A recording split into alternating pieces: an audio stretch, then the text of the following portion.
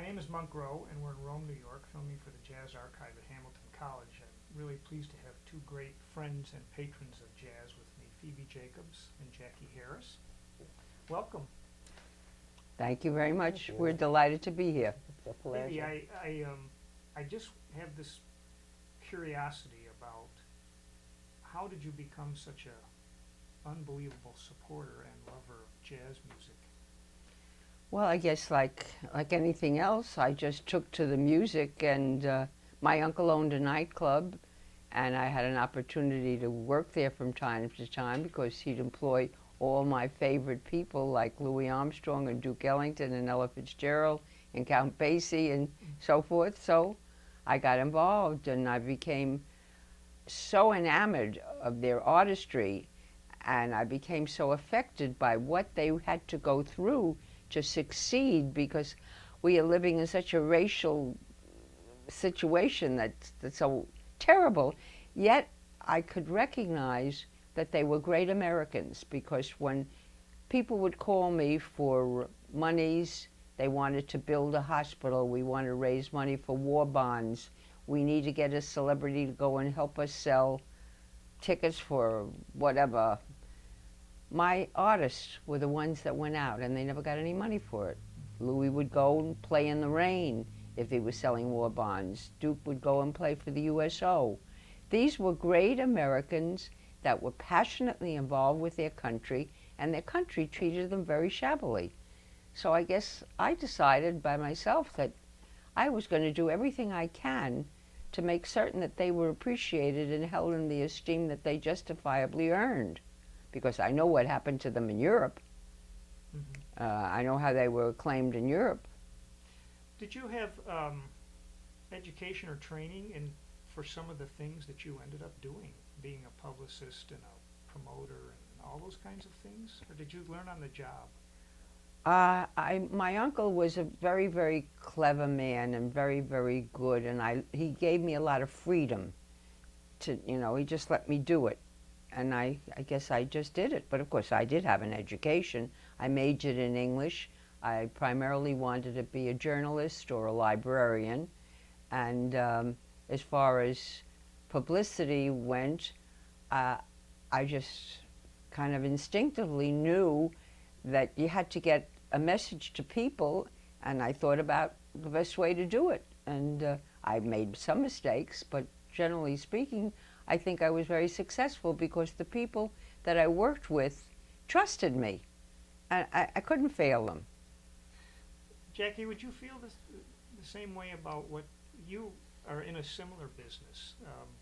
What prepares you to put on festivals and raise money for things like that? How do you get that preparation? Well, let me say this, it's just recent that an individual that's interested in doing this kind of work can go to school to learn it. It's been a profession that you've learned on the job. Now, I had my training is in business. I had worked for an oil company. I had also worked in food service. And my first job in this industry was with the New Orleans Jazz and Heritage Festival. And what I brought in business to the festival, they allowed me to learn in the music industry. And it's been, a great career. I can't imagine doing anything else with any other group of individuals. I mean, I've just made a decision that this is what, God put me on earth to do. When you started doing the Jazz and Heritage work, was there a directive or a sense of what part of our heritage are we trying to cover here? Because there's so much in New Orleans. Did you have to balance new with old? Well, but that's what New Orleans music is all about. It's about preserving the cultural legacy of New Orleans and its music and the people that created that music, while at the same time we are driven and feel that it is imperative that we teach young people about that music. I mean, it's the only way it's going to continue to live on. And thus these the jazz camp. Well, that's what, you know, I felt that any young person that had an interest or a gift and wanted to learn jazz music in the city where it was created should have the opportunity to do so, whether they lived in New Orleans, whether they lived in Louisiana, in other states, or in other countries. And if we are the birthplace of jazz, as we are, I think that it's incumbent upon us to, and if we're saying that we're trying to preserve this legacy, we must teach the young people about the people that created this music. And learning to play the music is very important. But you know, the history of this music is American history. It's America's true and only art form. And so now Phoebe and I are working together to try to get the story of the creation of jazz and these pioneers and heroes as part of what young people learn in American history. I couldn't agree more. It really is has so much cultural legacy in it that it makes absolute sense that we learn it, you know, through the music. Right. And blues also. Right. Phoebe, I'm curious when you were, let's say 18 or 19, did your girlfriends think that your interest in jazz music was a little out of the ordinary? Of course. They all thought I was wacky.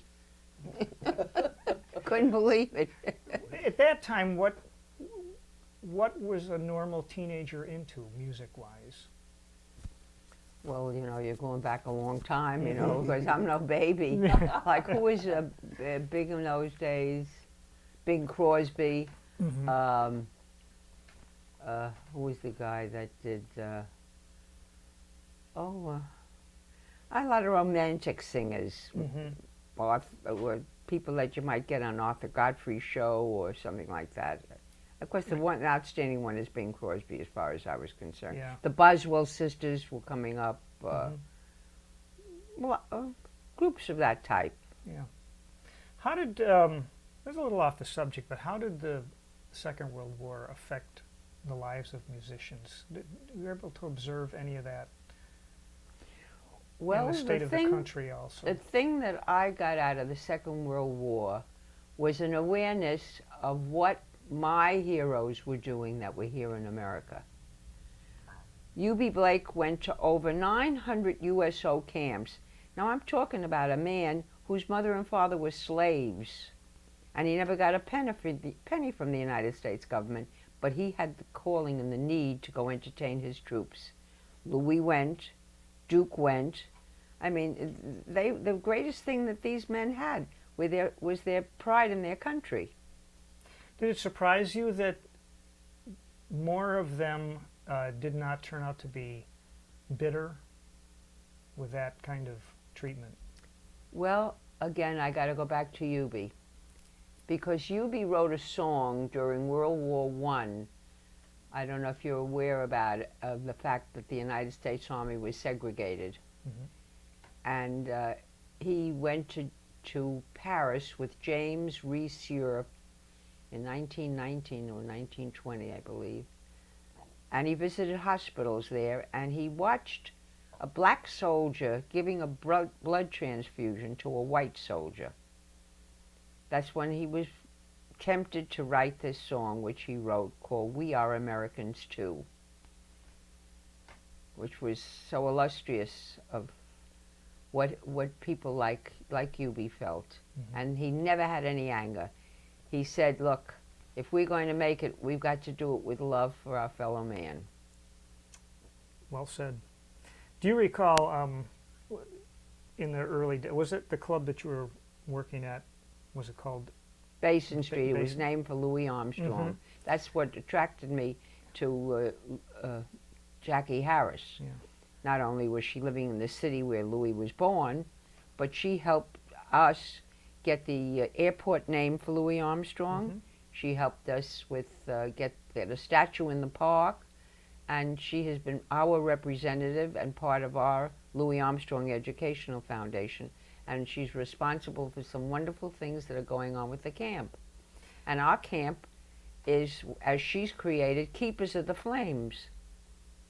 They're the kids that are going out there. Now, Nicholas Payton or Trombone Shorty, guys like that that come up from New Orleans, they're all inspired by Louis. You can't do anything in music that Louis hasn't played. As some of the people I've talked to complain that some of the young people think that jazz history started with John Coltrane, you know. Yeah. Well, those kids don't live in New Orleans, obviously. Okay. They, you know, if you were to ask young people about, well, some of them really know, you know, about Buddy Bolden, you know, and those guys in that era. But in New Orleans, if you were to ask some that maybe hadn't been studying it, they would tell you that Louis Armstrong, you know, was the first one. Mm-hmm. And that is the real unique thing about New Orleans is we know the history of the music.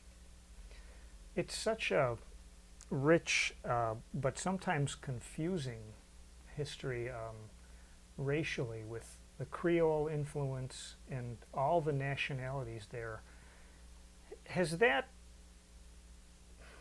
atmosphere, is a racial atmosphere, let's say pre-Katrina at least, what was it like? Well, you know, it's obvious that there is racism in New Orleans. I mean, it still exists. You know, we can't say that racism existed in New Orleans and say that it was in the past, because it's in the present now. But the unique thing about New Orleans, even in its racism, people in that town, black people and white people, live right next door to each other. Mm-hmm.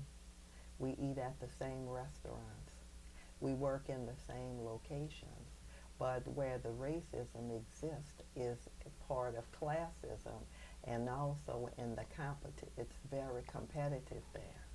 And where it's obvious that this competition that has existed has really affected the abilities for people of color to earn a fair wage in that town. I mean, Katrina showed us what that was. But I also have to say that in many cases, I think that people have the wrong impression of people who have been affected by Katrina, because Katrina had showed no racism. There are as many white people who are displaced and who are homeless as black people. If you go out to the lakefront and to New Orleans East, where a lot of affluent African Americans and white people are, I mean, they are, all of those homes are destroyed. And the unfortunate thing is there is no quick movement to really get that part of town rebuilt. I know that the city and the mayor is working, but those of us who are trying to get back home, it seems that things are moving at a very snail pace. Mm-hmm. And let me say that if the people who are living in other states, the black people, are not helped to get back home, the culture in New Orleans as we know it won't exist anymore. Mm-hmm. You see, when you look at the second line and the brass band parade and social aid and pleasure clubs, that is a legacy and a heritage that was created by African Americans and is being perpetuated by African Americans. We can bring musicians back home, which we need to bring them all home, but if there are no people in the streets to attend those second lines, then so who are the musicians going to play to themselves? There's not enough tourists to really participate in the second lines, and tourists don't really know how to receive those people. Mm-hmm. So, people talk about the New Orleans, what is it going to be? If we as a group of native New Orleanians and people who are born there and understand the quirks in our culture and teach our children and continue to do those things that make us what we call naturally New Orleans, we are going to end up with something that's really not going to be authentic anymore. So you need a population. The music can't exist in a vacuum. No. You need, as you said, people to be in the second line so that those things can happen. See, another thing too is, which is good, New Orleans musicians for the most part play all genres of music. Traditional jazz artists play rhythm and blues. Contemporary and avant-garde artists play rhythm and blues. Some play gospel in the churches. Some play classical music. And what's happened now is that these bands are separated. They're divided. Now they're being called out to meet each other in different cities. But that is not going to last because these people don't get to practice together anymore. They're not eating the same red beans and rice and gumbo anymore. They're not attending the second lines together anymore. I mean, there's a real disconnect there and that connection is what has perpetuated that culture and that atmosphere and that spirit that makes New Orleans what it is. Take Mardi Gras. Mardi Gras is not going to be what it's been before. I mean, we have black Mardi Gras clubs. There are white Mardi Gras clubs. Black musicians perform at the balls at these clubs. They perform at the clubs that are hosted by by the African American community. All that's going to be lost. Wow. It's a thick and deep subject for sure. It surely is. Yeah. It is.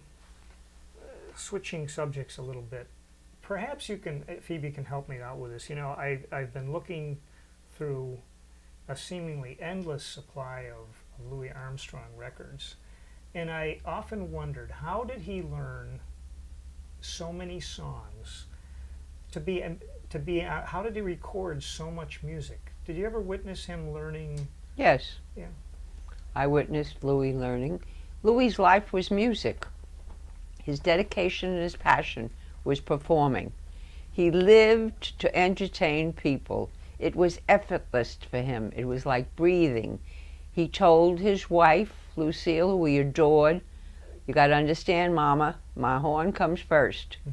And she understood, and she never was jealous of his horn. But that was Louis. It was effortless for him to learn. When he go in a place, that's how scat singing started, because he lost the music that was on the music stand. But he didn't want to stop. He told the engineer to keep going, and he just did his thing, and he started scatting. Would he sit with the pianist perhaps and go and learn the tune that way? No. All you had to do was play it for Louis. Yeah. No, in fact, when I first met Louis, I worked at Decca Records. I know poor Jackie's heard the story 10 times. But it's a great story. The first day I was there, Milt Gabler and Cy Oliver, who was his musical director, and Milt Gabler was the A&R man, who incidentally is Billy Crystal's uncle. Yeah. Darling man, wonderful, I loved him. They employed me as a secretary, sharpen pencils, file, all kind of really coolie jobs. But they gave me the music and told me to bring it out to the recording studio. So I put the lead sheets on all the music stands, and then I came to the music stands in front of the microphone, which was Louis's microphone, and I didn't have a trumpet part. So I went back in the office, and I was absolutely beside myself. I started to cry. I thought, well, I'm losing my job. So everybody got hysterical, laughing. And when Louis came, they told him, "You see this girl? She lost your music." Well, for years, he never let me forget it. And of course, what the funny part was that they told me that nobody writes a part for Louis. He just hears the song and he wings it. Wow. How did he decide what was going to be recorded? Oh, he didn't decide. He didn't decide. No. Who decided that for him? The guys would bring him stuff, and You know, like Arvell Shaw used to tell a story of being out in Denver with Louis, and people are screaming for "Hello, Dolly," and Louis don't even know what they're talking about. So he has band boy call me in New York, asking me to send out some music for "Hello, Dolly." He didn't even remember he recorded it, and it was a hit in England, not in America. Mm-hmm. So we send the music out right away for the guys, but Louis, you know, he picked things up like that. Did his musicians in the All-Stars, were they able to keep up with the pace? I mean, I know they had to, but Well, how in did they those feel days, about in that? those days, there was no pace. It was a way of life. I mean, if a musician was usually married, had some kids, and if he was, the guys that Louis worked with cared about their music as much as he did. So living on the road and being out 336 days a year was nothing to them. Look at Duke. He did the same thing with his band. Mm-hmm. I mean, was the lifestyle then. If the musician was passionate and wanted, that was his life, that's what he did, and he never thought about it any more than a doctor would think he's overworking because he's taking care of sick people. If you're passionate about what you're going to do, that's it. That's a good analogy. Can you remember the conversation that you had with him that led to the educational? Oh, he called. Oh, well, it was. I met Louis about. Well, you see, I used to work for Louis part-time. In other words, Mr. Glazer was Louis Armstrong's manager, and he would call me, and I was working, let's say, at Rockefeller Center at that time, and he'd call and he'd say, "Phoebe, Pops wants you to come out and do this and this and this." I take the day off and I do whatever Louis wanted, because I just had a thing about Louis, and he knew that he could count on me for anything. So he called me that day, and I called him back to find. Mr. Glazer said, "You need me?" He said, "Well, I want you to get the lawyer, and I'd like him to," Ellis his name was, "I'd like him to meet us for lunch. I got to talk to you." Met him for lunch, and he gives me a check for $40,000. In 1969, now that $40,000 was a lot of money. And he said, "I want to give back to the world some of the goodness I got. I'd like to start a foundation." So I said, "Pops, Frank Sinatra doesn't have a foundation. The Beatles don't have a foundation. Elvis Presley don't have a foundation. What are you doing with a foundation?" He said, "Well, I'm going to have it, and you're going to take care of it."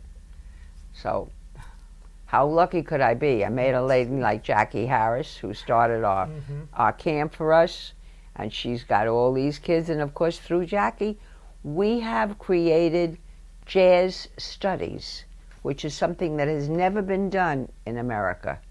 Columbia University, Professor Bob O'Meally, has started a jazz studies program where young people do not have to learn an instrument, do not have to know a thing about jazz or music, but they're learning jazz studies just like they learn about America's history,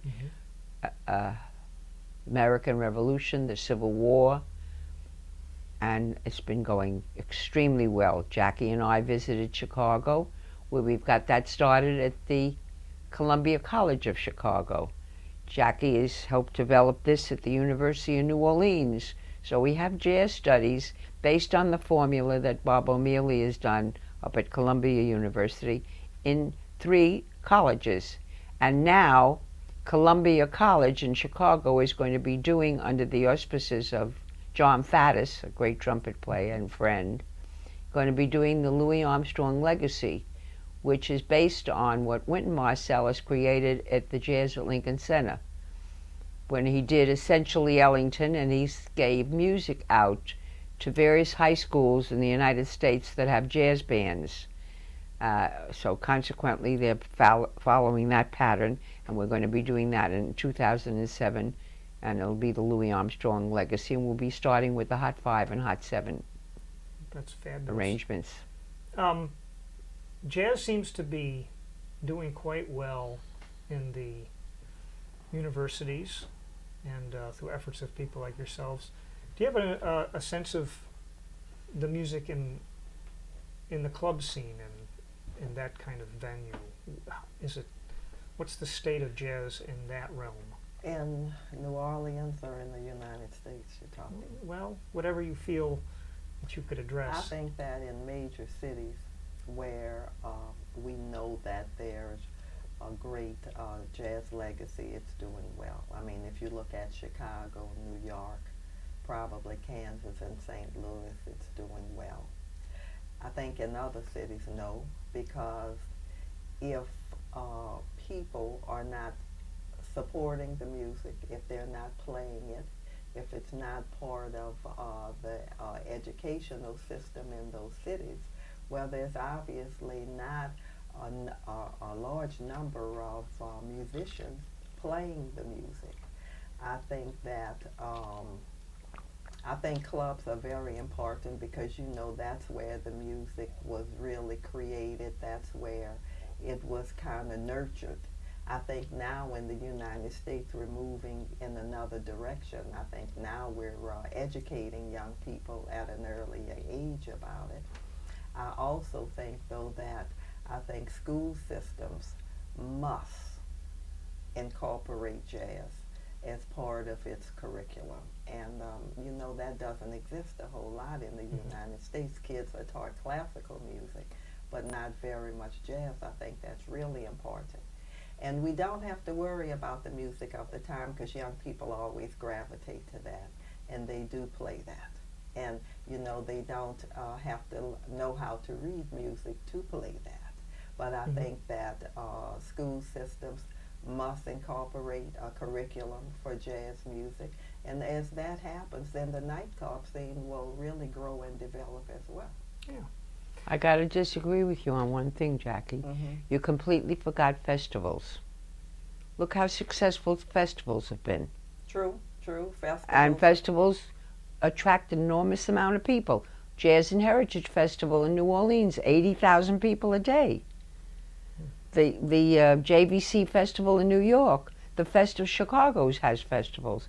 I mean, all those things, I think they've replaced the nightclubs. Instead of people going to a nightclub, they're going to festivals. Well, people are going to festivals, which is good, and festivals are good family entertainment. Right. But still, I think the music was really nurtured in those clubs, and to me, there is nothing, Well, you're right in that respect. Than going to a because at a festival, to see a jazz artist. at a festival, you have to be a star to be hired by a festival. That's true. And in a nightclub, you could just be an up-and-coming performer, That's and they're going to give you a chance. That's right, and then they allow in clubs, college students can come and sit in, which Yes. is good, and that's where they get their experience in performing Yeah, in front true, of true. artists, And I don't want to see us lose that.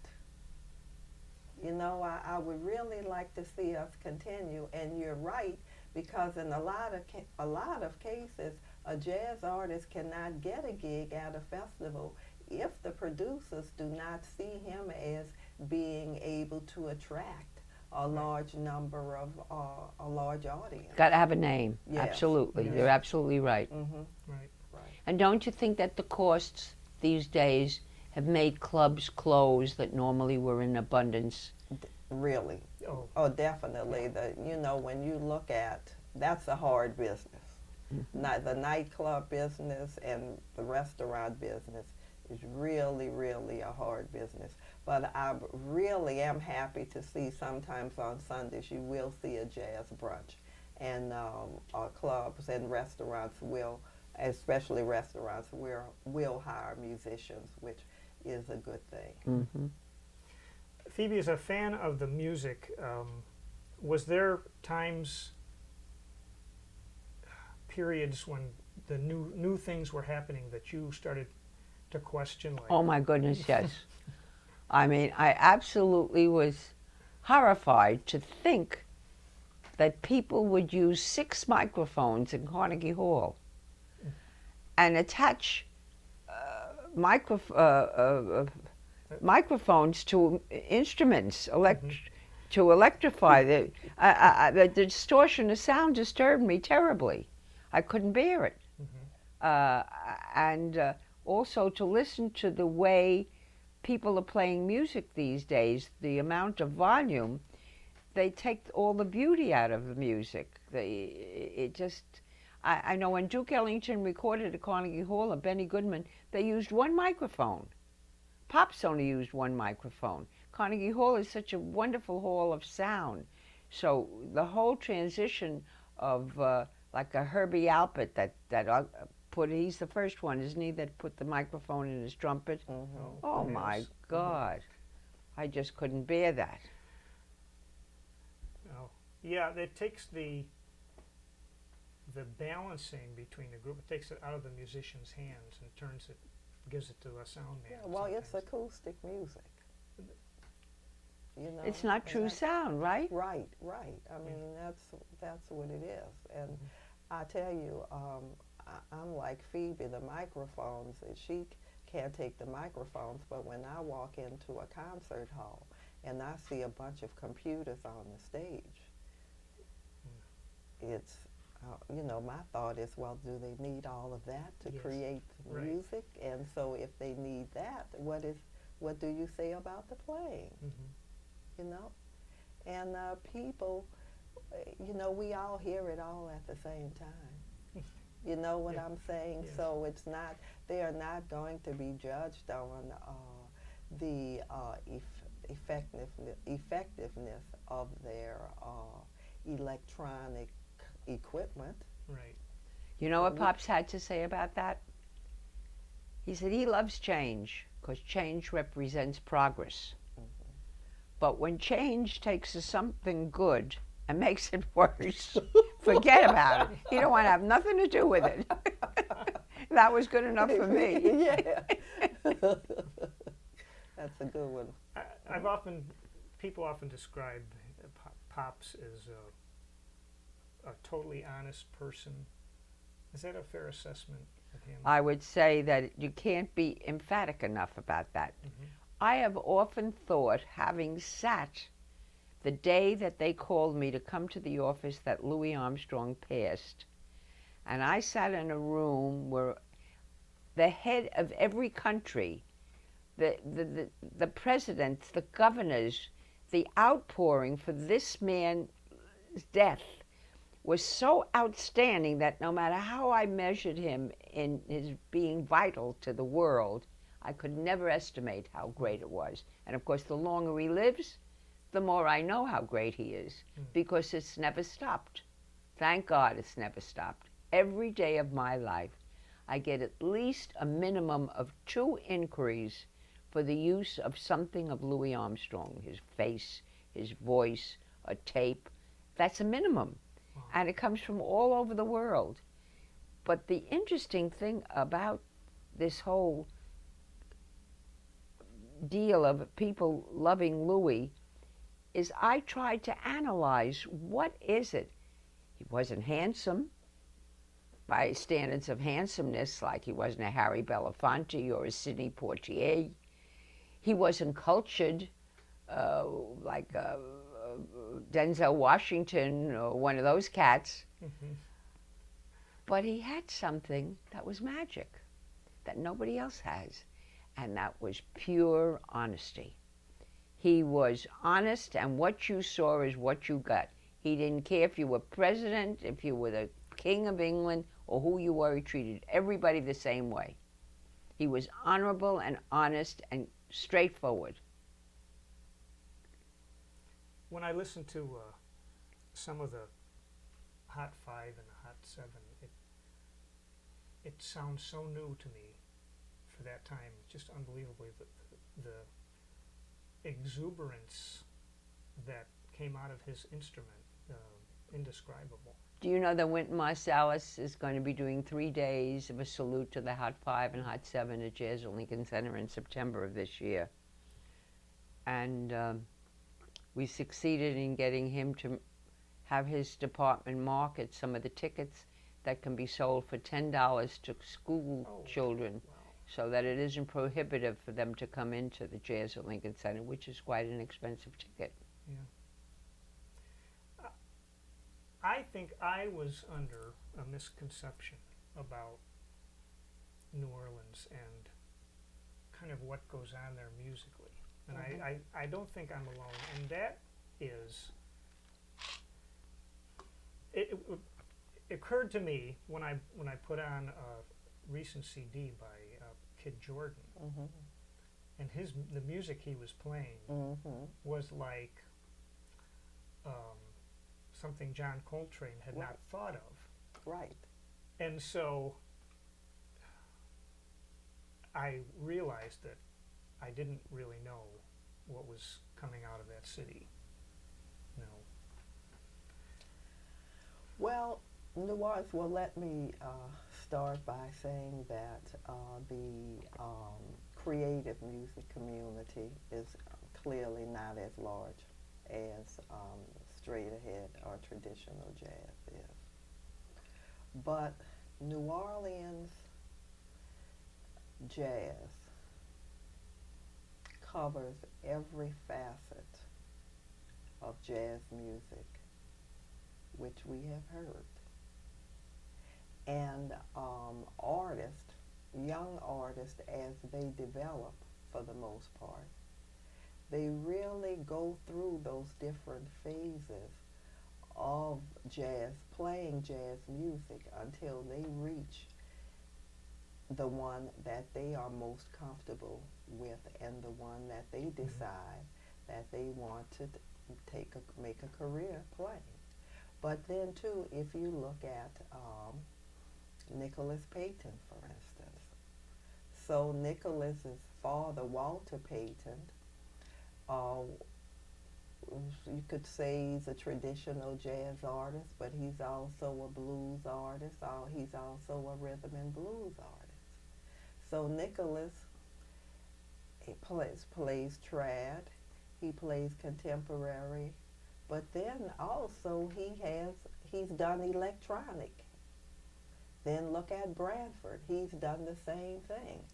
Donald Harrison Jr. now has a smooth jazz CD, which he gave me a couple of copies of it last week. So he says to me, "Look, I'm going to give you this. You probably don't like it, but I know this is not.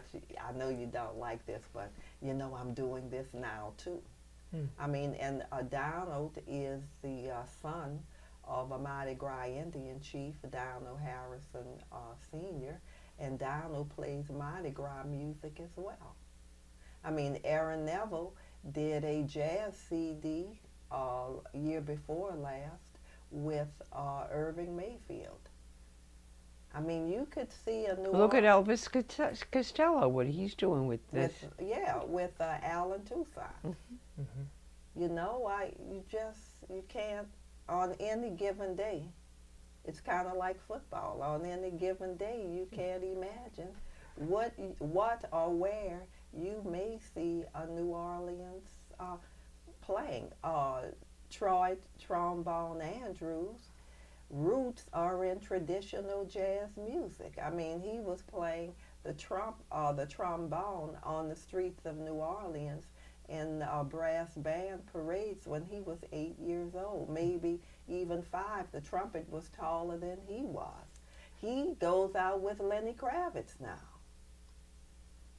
I mean, With Lenny Kravitz. yes, I'll yes, be darned. yes. And how about Harry Connick Jr.? That's right. Look at how colorful his career's been. Exactly. You can't tell. And then even Donald, as he gave me the smooth jazz album, we talked about how he played because Kid was his teacher.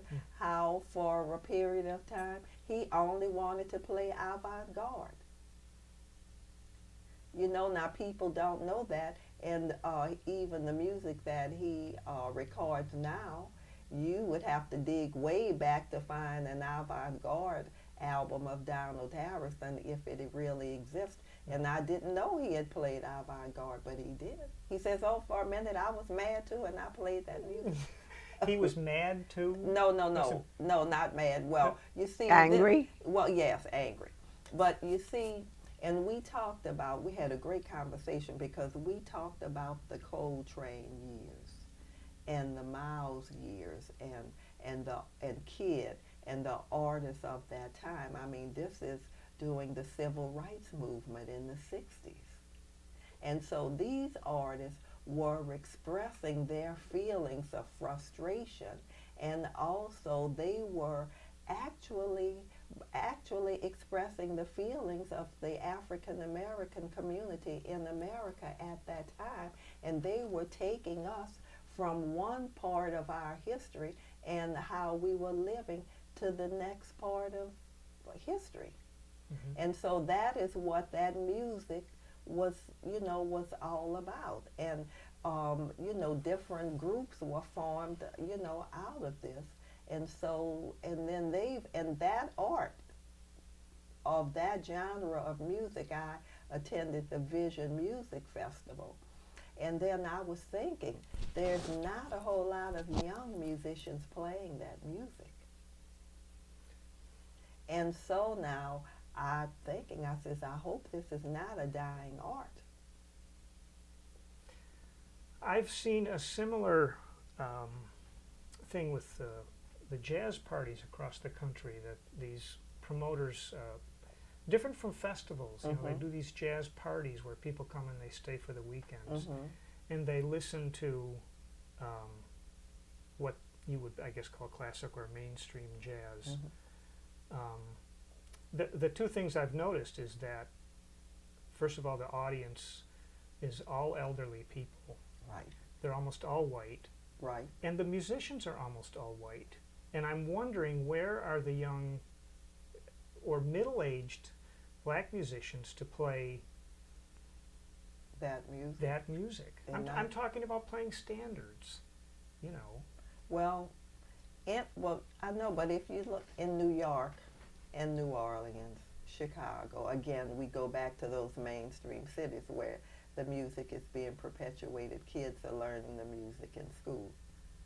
And so young people are playing that. When you go to the International Association of Jazz Educators now, and you're right in a sense, because when you look at the ratio of African Americans versus white kids, you see more white kids playing that. But it's because the black universities, for the most part, are not supporting that. So here the music went, so it started in the nightclubs, right? Then it kind of went to the college campuses. So now the college campuses, the HBCUs, aren't doing anything with the schools, but the white schools are playing it. I mean, when you look at New Orleans, the University of New Orleans has an excellent jazz education program. Even the Louis Armstrong Educational Foundation now funds a master's program in jazz studies, which is a full ride for seven young college students. And they also do outreach in New Orleans public schools in jazz education. But Xavier University, which is a New Orleans university, doesn't have a jazz program. The University of SUNO, Southern University in New Orleans, where Kidd headed the jazz studies program, just discontinued it. Kidd just retired.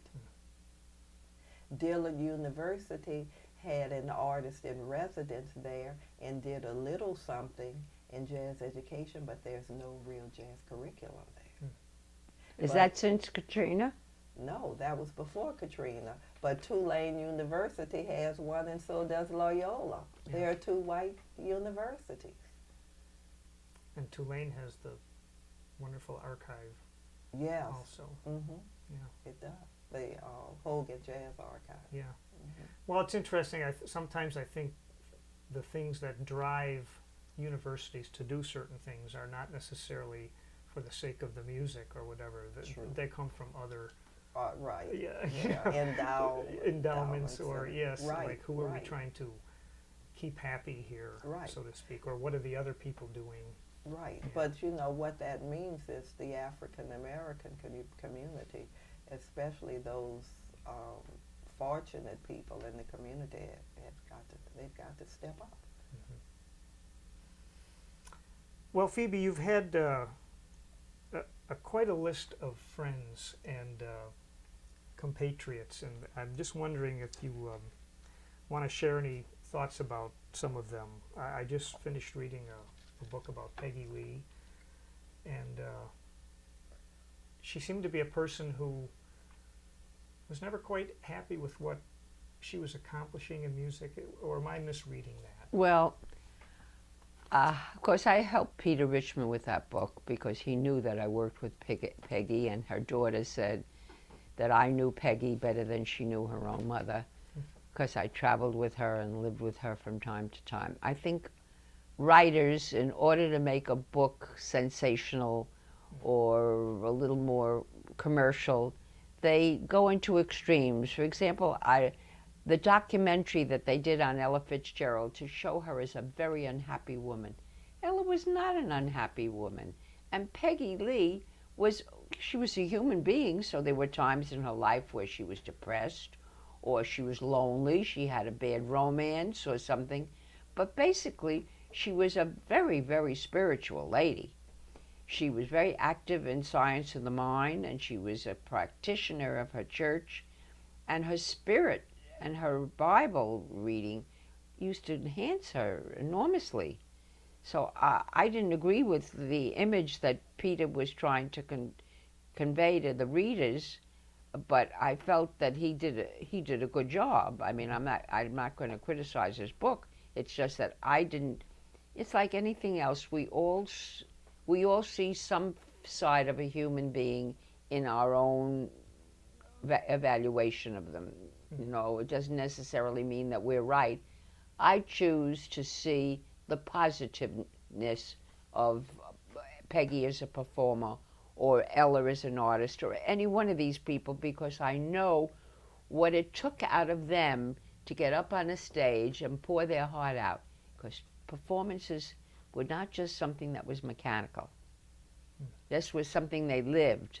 I mean, when Ella would come off wringing wet like Louis, she put everything into it. Sarah, Peggy would treat every lyric like it was a soliloquy of a Shakespearean play. She created her audience, gave them a mood of feeling just like Louis did. She was spiritual. That was what Louis had.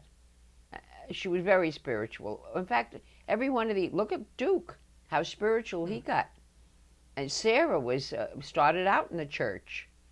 Ella Fitzgerald was always involved with the church.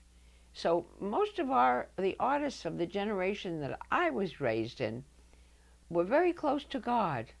And when they came, first of all, before Peggy Lee would get on the stage, she would do her prayers backstage before she put her foot out. Ella Fitzgerald would say, look up at the heaven. I don't know what she said, but one day when I asked her, she said, well, I could go out there and open up my mouth and nothing's going to come out. Oh. So I want to make sure I got it covered. Oh. Did I answer your question? It did. I took the long way, right? No, the spirit of these individuals comes across, you know, in their performance for sure. And was Duke Ellington? I never had the pleasure of meeting him. Was he as charming as everyone makes him out to be? Nobody makes him out to be anything that he wasn't. Uh-huh. He had exquisite manners and style. He was absolutely charming. He was the essence of refinement on whether he had his dinner or he would talk to a waiter or a busboy or whatever it was he did it like an elegant gentleman. He had exquisite vocabulary, he expressed himself divinely, and nobody really knew Duke Ellington because there were about 10 Duke Ellingtons. I never knew which one he was going to bring in to work. Well, name a few of the Duke Ellingtons. Well, let's say Duke Ellington was very complex in the sense that he could adjust himself to whatever situation he was in. I did a party for Arthur Rice's mother, who was going to be 80 years old. I worked at the Rainbow Room, and Duke Ellington was the artist that was performing with his orchestra. And I said to Mercer, who was part of his band and was very involved in his father's career, that was Duke's only son, Merce, I got a lady is having a birthday party, 80 years. When the band does their break, let them all come for a champagne and cake. It would make her very happy. She'd be very excited. And I invited everybody, and they all came. And suddenly, who do I see come walking down the steps but Duke Ellington? And I said, Edward, what are you doing here? He said, well, you invited everybody but me. I said, well, I didn't think you'd have any interest in this girl. She's going to be 80 years old. He loved women, but not 80. He sat and talked to Mrs. Rice for an hour, for his entire break. And then, for years afterwards, she was sending him mass cards. And he would send her flowers. That was one Ellington that amazed me. I couldn't believe, what could he have in common with an 80-year-old woman? By the same token, you could go into a restaurant with Duke, and he had a French poodle that Joe Glazer gave him, and he loved Davy.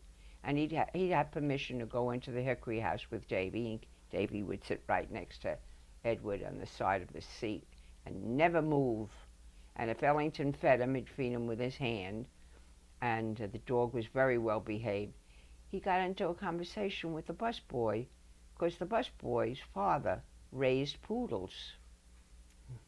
And for the rest of the night, he didn't talk to me.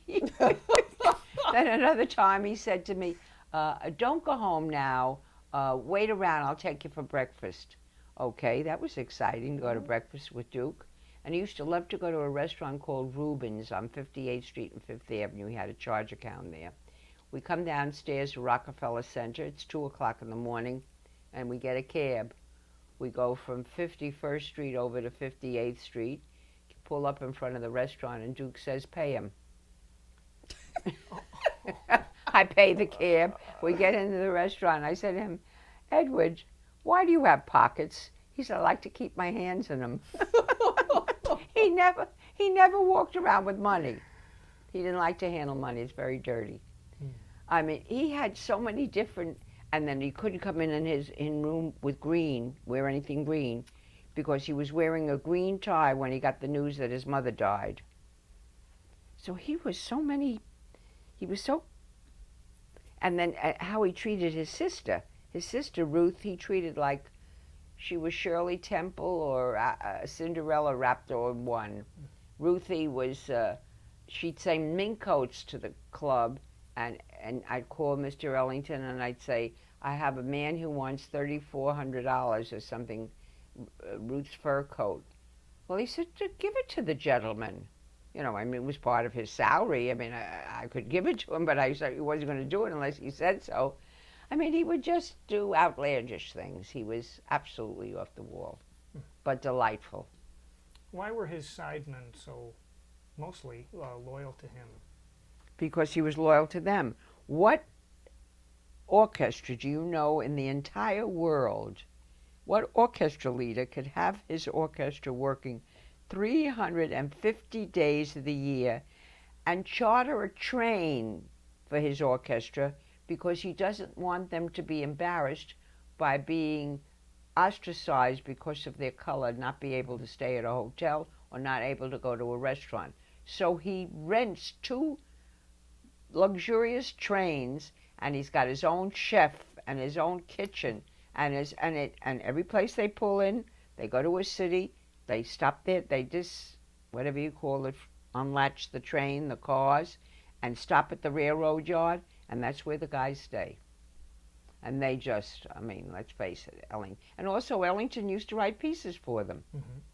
I mean, if he wrote a thing that required a lot of wonderful trumpet parts, it was just for Cootie Williams.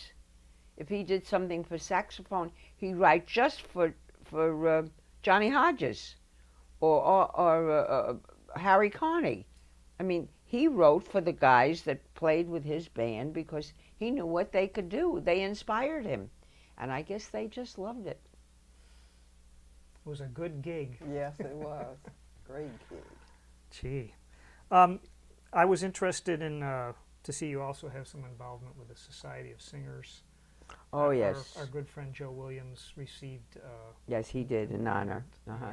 Well, year. the Society of Singers started because Ella Fitzgerald and Frank Sinatra used to be approached by singers in need like Louis Armstrong and Duke, and many of them were approached by musicians in need. And they decided it would be a wonderful thing if they could get something going where a singer could, with some dignity, could approach an organization and get some help. So a man by the name of Bud Granoff, who used to work for Frank Sinatra, was a very successful publisher, married to a lady by the name of Kitty Callan. And they got together with Ella and Frank to form the Society of Singers in Hollywood. Of course, after a couple of months and some internal problems, they retired from it, but not until Buddy Granoff got all the singers that were interested, like Bing Crosby, Helen O'Connell, Tony Bennett, all Peggy Lee, to give a duty, no, wait a minute, that's not the word I want, doing royalty-free permission to release their hit record. And he put it on one LP, and all the proceeds was going to the Society of Singers. And then they decided on the gala, and of course they got Merv Griffin. You know, Merv Griffin used to be a band singer. Mm-hmm. So they got Merv Griffin to give them the ballroom of the Beverly Hilton Hotel in Los Angeles, where they did a fundraiser, and instead of giving out a Tony or an Oscar, they gave out an Ella. And I, having worked for Ella and Peggy and all these people, I volunteered to be part of that. So I still am not as active as I was, but I still proceed to do whatever I can. Yeah, well, it sounds like your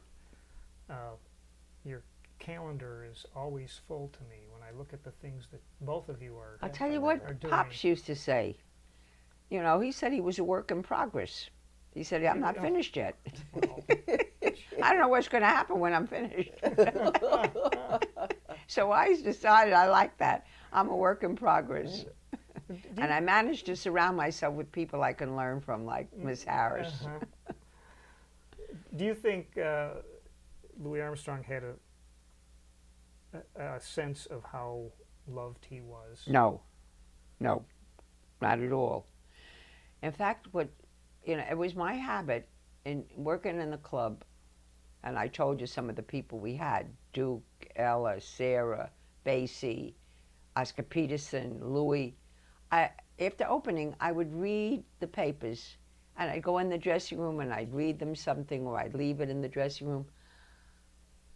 I said to Pops, "Did you see the review?" He said, "I don't read that stuff." I said, "Louis, I don't believe you. It was just so exciting, whatever." He said, "Look, I'm not interested. When a trumpet player will write something about me, I'll read it." Mm-hmm. He said, "Those guys, I don't want nothing." He used to be very angry when he'd read reviews, for example, around the time that Louis was working at this particular moment. Ella Fitzgerald was loused up by somebody in the Evening Journal. It seemed that she was invited to sing at a benefit in Madison Square Garden, and without her knowledge, her manager decided that she wasn't going to do it. He just didn't want to let her go to Madison Square Garden and sing for the Boys of Italy or whatever it was. Mm-hmm. So this writer, this columnist, who was involved with the Boys Town of Italy, gave Ella's show a write-up of 4 columns, 12 paragraphs about Ray Bryant, who was the piano player that opened for Ella, and gave Ella 1 paragraph at the end of the article saying, and the usual Ella Fitzgerald charm was spread around the rest of the night, and that was it. And boy, when we called it to Papa's attention, he was so mad. He just didn't want to read any papers.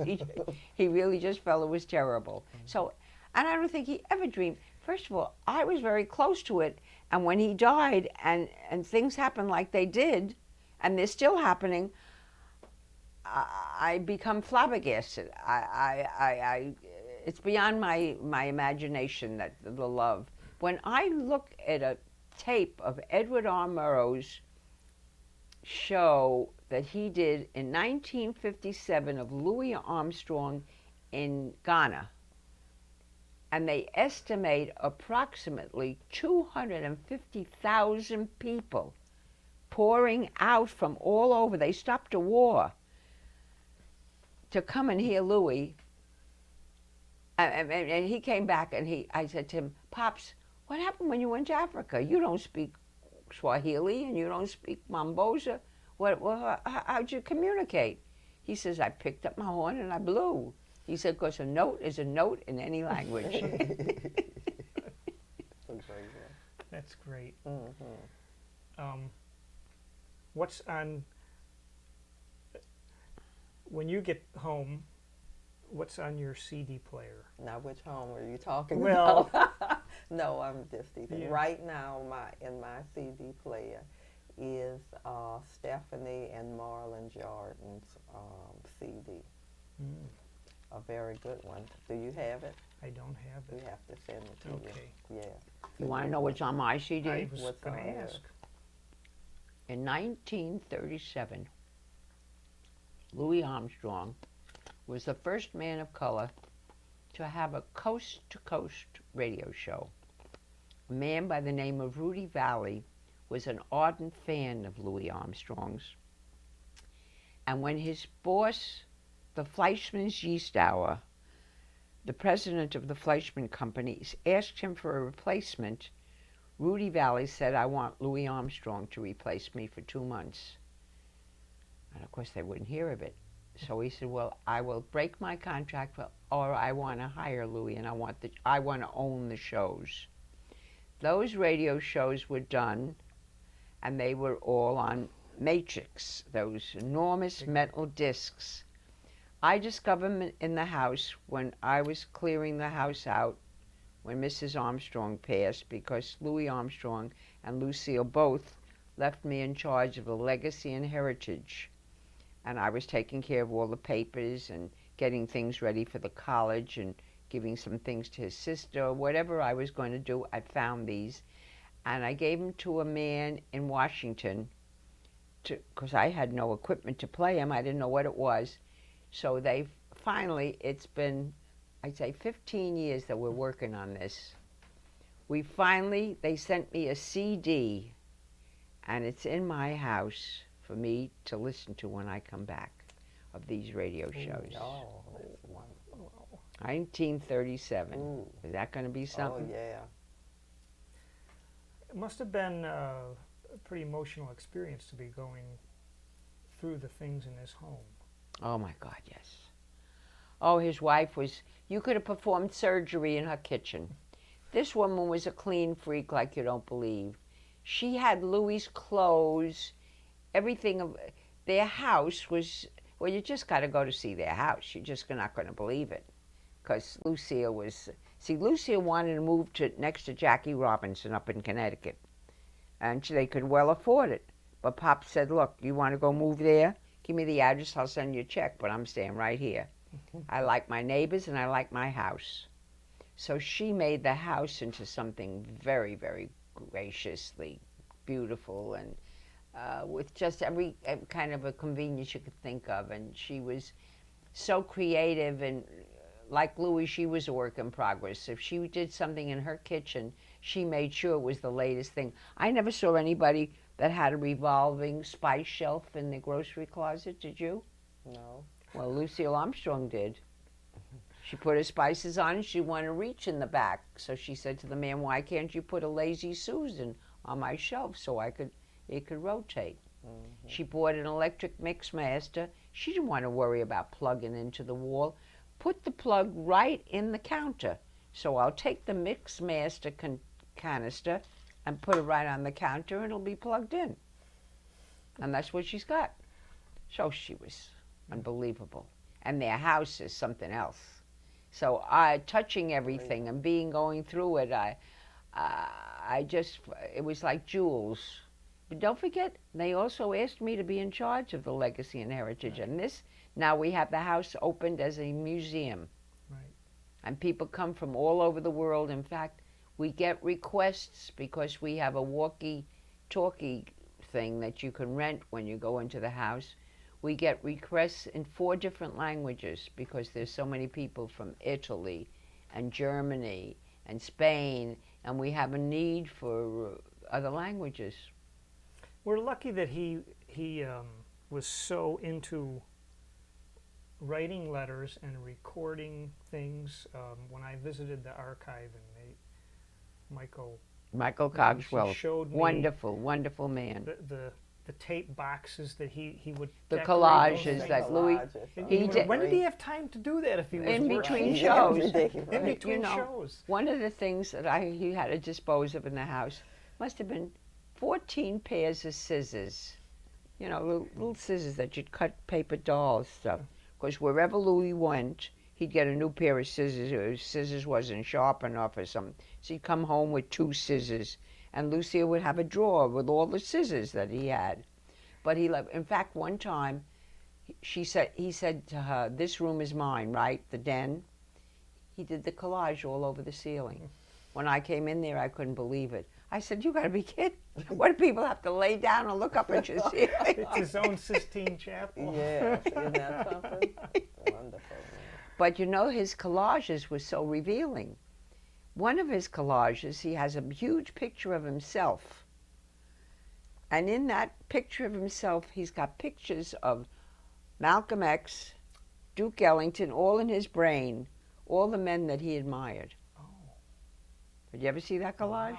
I haven't Dynamite. seen it. Wow. I mean, Louis was so intelligent. He was so well read. You know, when I saw a book on Hitler on Louis' shelf, I said to him, "Pops, how the hell are you reading about this monster?" He said, "Look, you got to know why you're hating somebody." He just felt if they're going to put it in the library and people are going to talk about it, you have to learn it. You have to learn all this. And he had him. In fact, the last present I gave him was a book on birds and foliage because Lucille fixed the garden and she wanted him to recuperate out in the garden. And he loved to learn about plants and different things that she had back there. He was very curious about life around him. He was an amazing human being. There'll never be another Louis. Well, it's really been fascinating. Just to wrap up, is there anything that you'd like to share with me about, either one of you, about the projects you're working on? I know you've a lot of them. Well, I just want to say, not a project that I'm working on, but a project I did work on. I think having named the New Orleans International Airport for Louis Armstrong was a really significant thing, not just for New Orleans, but for the United States.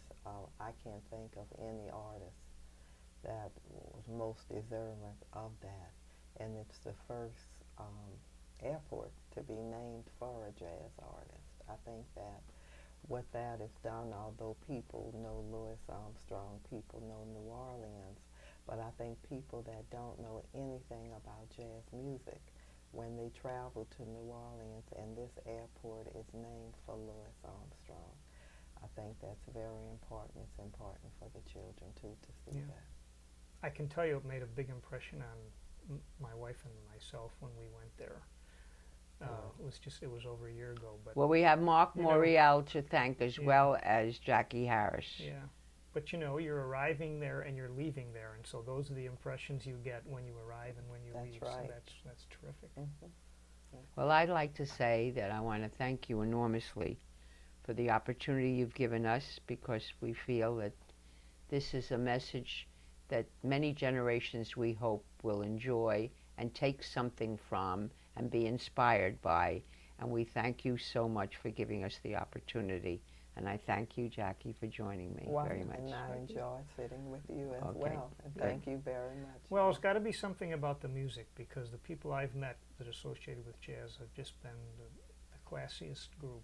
So That's I'd for like to sure. end on that note. You're right. Well, we know that because we have music therapy in the hospital Mm-hmm. named for Louis. Yes. And we know what it's done. Because Louis had a nephew who had a problem, and he put him in a mental institution after nobody in the family could take care of him anymore. and the boy was, well, he was a man of 32, and he was not acting properly. And when Louis came to visit him, he knew one thing, that Clarence didn't have any music where he was, where he'd always been in an atmosphere of music. So we insisted that this facility at least allow him to send some music that Clarence could enjoy, because it wasn't only Louis' music that he sent. He sent classical music as well, and religious music. And the institution felt that this was wonderful for their patients. So consequently, when he died, Beth Israel Hospital was a hospital that he loved very much and was a patient at. We succeeded in having them do the Louis and Lucille Armstrong Music Therapy Program, which is in existence for 12 years, and it's been expanding and is now going to take care of musicians as well as people that are just happen to be hospitalized. That's terrific. Well, thanks for both of you to the important work you do, and it's really uplifting to know that there's support like this going on. And thank you, and Okay. it's uplifting to know that you're doing what you're doing as well, because if we don't get this history and don't record it and get the history from the people like Phoebe that lived it, we have none. All right. Because there are no books about it yet. We didn't write one. Well, I think we should. Well, Monk can write the book. He'll Okay. write it. Mhm. All right, Thank you so very much. Thank you. Thank you, Tim. Okay. Thank you very much.